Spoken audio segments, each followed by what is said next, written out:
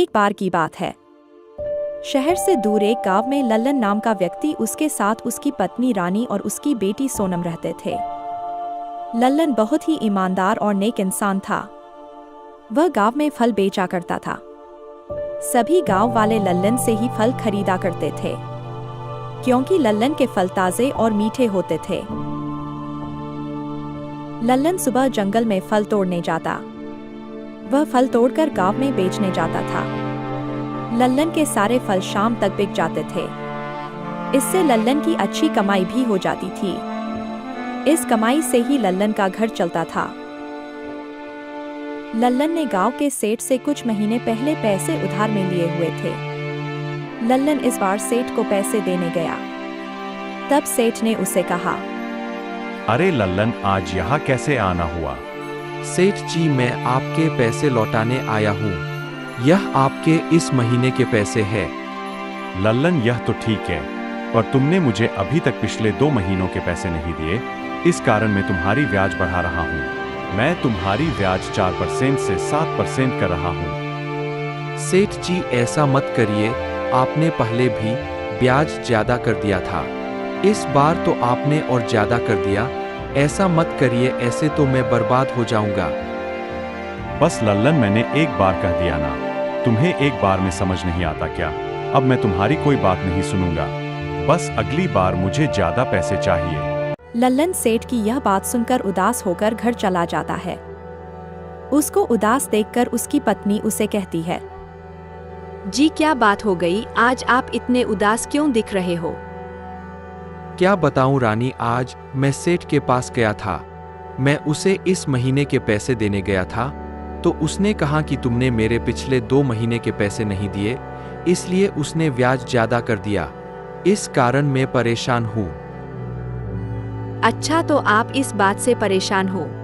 अब हम कुछ कर भी नहीं सकते जी। ऐसे परेशान होकर कुछ नहीं होगा जी। अब फल बेचकर जो पैसे आएंगे वह सारे पैसे सेठ को दे देना। हाँ गीता, मैंने भी ऐसा ही सोचा था।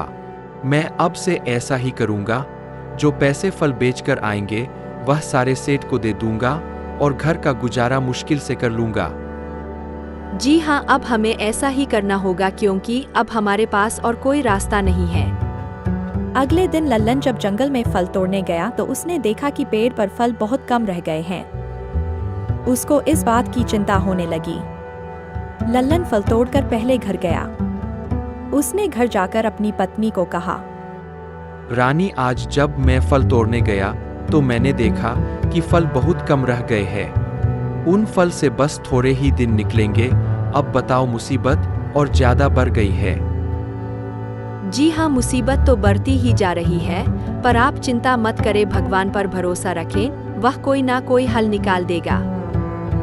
रानी की यह बात सुनकर लल्लन काम पर चला जाता है। लल्लन के शाम तक सारे फल बिक गए। अगले दिन लल्लन जब फल तोड़ने गया, जब वह जंगल के रास्ते से आ रहा था, तब उसने एक बाबा को एक पेड़ के नीचे बैठे हुए देखा। बाबा ने लल्लन को देखकर कहा, अरे बेटा, तुम उदास क्यों दिख रहे हो? क्या बात है जिससे तुम इतने परेशान हो? यह बात सुनकर लल्लन अपनी फल वाली टोकरी नीचे रख देता है और बाबा को कहता है, बाबा, मैं इसलिए परेशान हूँ क्योंकि जंगल में फल कम हो गए हैं। अगर फल खत्म हो गए तो मैं बाजार में क्या भेजा करूँगा? मेरे पास और कोई काम भी नहीं है और इस कारण से मेरा घर भी नहीं चलेगा। मैं इस कारण परेशान हूँ। बेटा, मुझे पता है कि तुम एक अच्छे और ईमानदार इंसान हो, इसलिए मैंने तुम्हें रास्ते में रोक लिया। मेरे पास एक जादुई बांसुरी है जिससे तुम्हारा काम बहुत आसान हो जाएगा।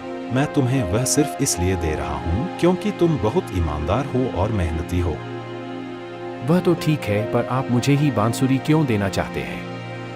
क्योंकि बेटा, तुम ही उस बांसुरी के काबिल हो। तुम एक ईमानदार इंसान हो, तुम्हारे मन में कोई लालच नहीं है, इसलिए यह बांसुरी मैं तुम्हें दे रहा हूँ। अच्छा बाबा, अगर आप कहते हैं तो मैं यह बांसुरी रख लेता हूँ। और हाँ बेटा, इसका गलत उपयोग मत करना, नहीं तो उसका अंजाम भी गलत हो सकता है। ठीक है बाबा, जैसा आप कहें। लल्लन यह बात कहकर वहां से घर चला जाता है। वह घर जाकर उसके साथ जो बीता वो सारी बात अपनी पत्नी को बताता है।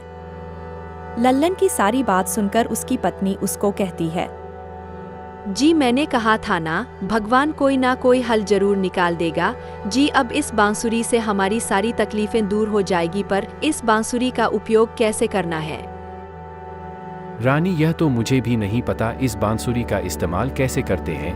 मुझे लगता है कि इसको बजाने से ही इसका जादू काम करेगा। चलो हम घर से बाहर जाकर इसका इस्तेमाल करते हैं। वह दोनों बांसुरी लेकर घर से बाहर आ जाते हैं। लल्लन बांसुरी बजाना शुरू करता है। लल्लन जब बांसुरी बजा रहा होता है तब बांसुरी से अच्छे अच्छे सुर निकलते हैं। जब लल्लन बांसुरी बजा रहा था तब उसके सामने एक पत्थर पड़ा था। वह पत्थर बांसुरी के जादू से 1 से 2, 2 से 3, 3 से 4 ऐसे बढ़ते ही जाते हैं। जब लल्लन बांसुरी बजाना बंद कर देता है तब पत्थर बढ़ते बढ़ते रुक जाते हैं। तभी यह जादू देखकर लल्लन अपनी पत्नी को कहता है, रानी, तुमने देखा इस बांसुरी के जादू ने देखो क्या किया। इस बांसुरी के सामने पड़े पत्थर को इसने एक से अनेक बना दिया। इसका जादू तो सच में लाजवाब है। जी सच में यह बांसुरी तो बड़ी लाजवाब है। इसका जादू तो सच में बड़े कमाल का है। अब हमारी सारी समस्याएं दूर हो जाएंगी। जी मुझे अभी भी यकीन नहीं हो रहा। हम किसी और चीज पर यह बांसुरी का जादू इस्तेमाल कर कर देखते हैं। रानी के कहने पर लल्लन फिर एक बार जादू करता है। वह फल बेचने वाले ठेले के ऊपर एक आम का फल रख देता है। जब वह बांसुरी बजाता है तो सामने रखा फल बढ़ने लगता है। जब वह बांसुरी बजाना रोक देता है तब फल बढ़ने रुक जाते हैं। इस जादू को देखकर रानी बोलती है, अब मुझे सच में यकीन हो गया, यह बांसुरी सच में जादुई है। अब हमारी सारी परेशानियां दूर हो जाएगी। अब आपको जंगल से फल तोड़ने की जरूरत भी नहीं। आप बांसुरी बजाकर ही फल का इंतजाम कर लेना। लल्लन अगले दिन से पहले की तरह काम पर जाना शुरू कर देता है। अब उसको जंगल से फल तोड़ने की जरूरत भी नहीं पड़ती। लल्लन की कमाई बहुत अच्छी होने लगती है। लल्लन थोड़े दिन के बाद सेठ को सारे पैसे लौटाने जाता है।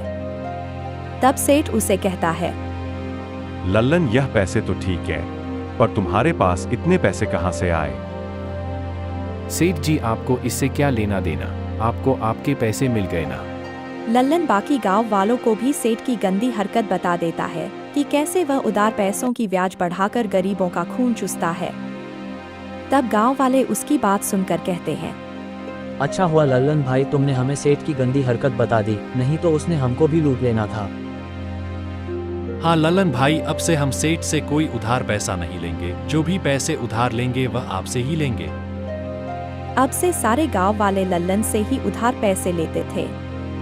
लल्लन किसी भी गांव वालों से ब्याज नहीं लेता था। अब लल्लन और उसकी पत्नी और बेटी तीनों खुशी से रहने लगते हैं।